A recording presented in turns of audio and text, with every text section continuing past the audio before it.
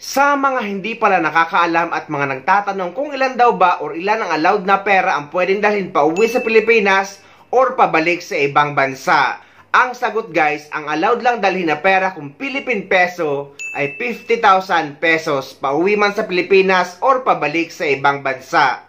Kung foreign currency naman, for example US dollar, ay 10,000 US dollar pababa ang allowed dalhin at hindi na ito kailangan i-declare. At kung ibang foreign currency naman, basta guys, bibilangin nyo ang equivalent ay 10,000 US dollar kahit ano pa yung foreign currency. Basta nagkakahalaga ng 10,000 US dollar pababa, ay hindi na yan kailangan i-declare.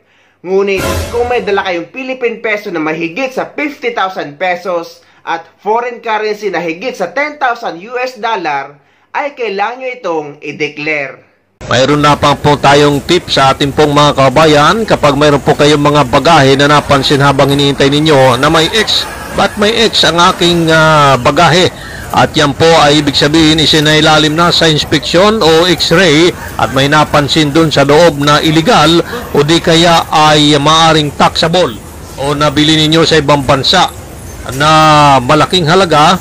At ito naman ay depende sa resibo na inyo ipapakita ay may karampatan pong tax na babayaran po sa Bureau of Customs. Maliban na lamang sa ating pong mga OFW na wala pong bayad, depende na lamang kung ito ay padala, kung ito po ay subject for inspection ng Bureau of Customs, matitingnan, i-assess kung magkano ang maaring bayarin yung tax sa ating pong Bureau of Customs.